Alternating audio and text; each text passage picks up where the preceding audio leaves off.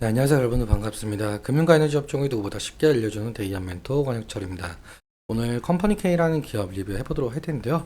일단 컴퍼니 K 같은 경우 여러분들도 아시다시피 벤처 캐피탈인데 오늘 제가 말씀드릴 내용은 어느 수급 주체가 과연 컴퍼니 K를 매수를 많이 할까입니다.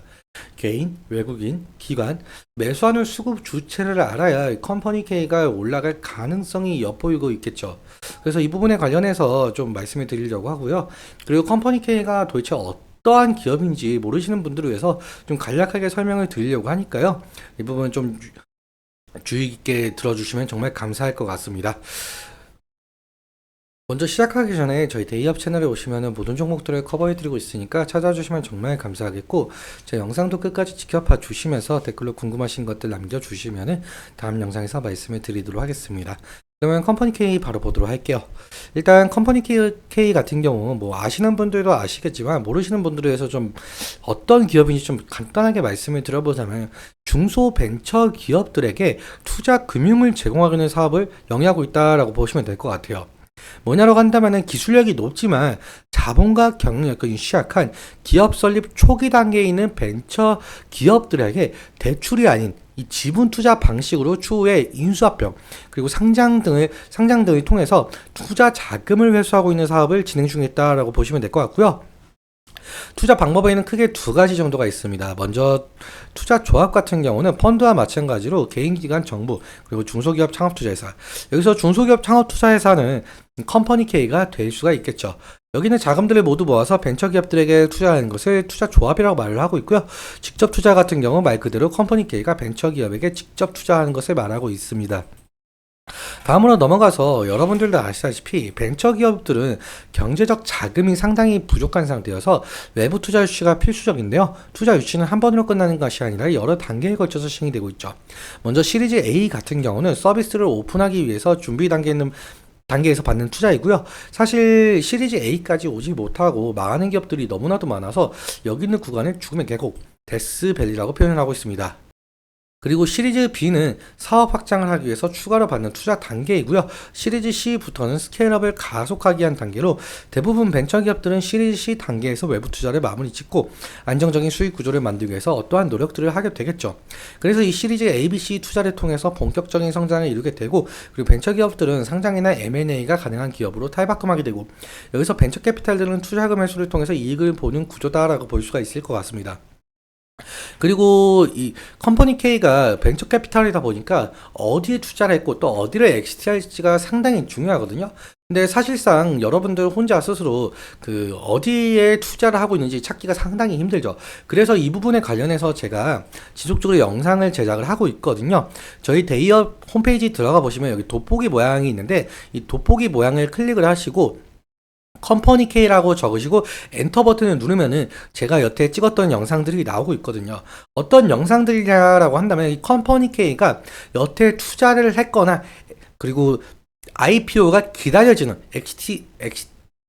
엑시트가 얼마 남지 않는 기업들을 좀 소개해주고 있는 영상들이에요. 그래서 이러한 부분들 좀 함께 봐주시면 정말 감사할 것 같고요. 아무튼 오늘은 좀 수급적인 측면에 대해서 얘기를 해보려고 하니까요. 차트 보면서 이어서 설명드려보도록 할게요. 지금 컴퍼니 K 차트를 보시면 오늘 같은 경우 2% 하락 마감을 진행했는데, 오늘 3%까지 상승을 했었다가 고가 대비 마이너스 5% 정도 빠진 모습이죠. 사실 이 부분이 저항대 라인이다라고 볼 수가 있을 것 같은데요. 왜냐라고 해본다면 예전에는 이 부분은 조금 지지 라인이 때였었지만 지금은 주가가 그보다 낮게 있으니까 저항대 라인이 될 가능성이 높겠죠. 만약에 그리고 이 저항대 라인을 이 거래 대금과 함께 돌파를 해준다라고 한다면은 다시금 이러한 그림이 나오지 않을까 생각을 하고 있습니다. 그리고 지지라인 같은 경우 우리가 어디를 좀 살펴봐야 되냐라고 해본다면은 이 부분이 될 가능성이 높을 것 같아요. 그러니까 이 가격 레인지에서 만약에 이탈할 시에는 사실 다음 지지라인 같은 경우 이 부분이 될 가능성이 높거든요. 그래서 이격도가 상당 부분 차이가 나죠. 그래서 이 가격 레인지를 이탈하게 된다라고 한다면 리스크적인 측면에서 관리를 해야 될 것으로 보이고 있고요. 좀 수급적인 측면도 함께 보자면 컴퍼니 K가 5월 11일 그러니까 한 달 기준으로 보자면 개인이 약 4만 주 정도 매수를 하고 있는 것을 볼 수가 있어요. 그리고 외국인 같은 경우 4만 주 정도 매도가 되었고 기관 같은 경우 163주 매수 중에 있죠. 사실상 이 외국인의 매도세를 개인이 좀 다 받아주고 있다라고 보시면 될 것 같고요. 오늘 같은 흐름도 마찬가지예요. 오늘 같은 흐름도 개인이 16,000주 정도 매수가 되었고 반대로 외국인은 15,000주 정도 매도가 되었죠. 그리고 기간은 172주 매도가 되는데 이 외국인의 매도세를 개인이 다 받아줬다라고 볼 수가 있을 것 같아요. 그래서 이 외국인의 수급 동향도 좀 잘 살펴봐야 되는 것이 만약에 외국인의 매수세가 다시 돌아온다라고 한다면 이 컴퍼니 K의 주가에 긍정적인 흐름을 가져올 가능성이 높겠죠. 그래서 외국인의 수급 동향이 상당히 중요하고요. 좀 더 자세하게 보자라고 한다면 지금 컴퍼니 K 같은 경우 한 달 사이에 미래에셋 창구에서 72,000주 매수가 들어온 것을 볼 수가 있습니다. 그리고 KB증권 같은 경우는 47,000주 매수가 들어왔고요. 메릴린치, 그러니까 외국계 증권사죠. 메릴린치에서 34,000주 매수가 들어온 모습을 보실 수가 있어요. 지금 미래에셋 창구의 매수세가 좀 상당 부분 세다 보니까 만약에 미래에셋 창구에서 매도세가 나온다고 한다면 이 컴퍼니 K의 주가에 악영향을 끼칠 가능성이 높으니까 이 미래에셋 창구에서 매도세가 나오는지 그 부분 좀 잘 살펴봐야 될 것 같고요. 그리고 좀 이건 TMI이긴 한데 여기 보이시는 LS증권, 이 LS증권은 원래 이베이스트 증권이었죠. 이번 6월 1일부터 사명이 변경이 되었고 그래서 좀 헷갈리시는 분들을 위해서 좀 말씀을 드리는 겁니다. LS증권은 예전에 이베스트 증권이다 라고 기억을 해주시면 좋을 것 같습니다. 아무튼 미래에셋 창구 이 부분은 좀 잘 살펴봤으면 좋겠고요. 다시 차트로 돌아와 보자면 지금 예전에 이때 3월 4일날 상승 같은 경우는 투자사 업스테이지 관련해서 상승했었던 모습이죠.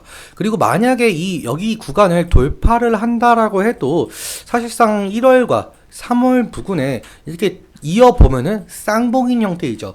그래서 저항대가 상당히 좀 셀 가능성이 높을 것 같습니다.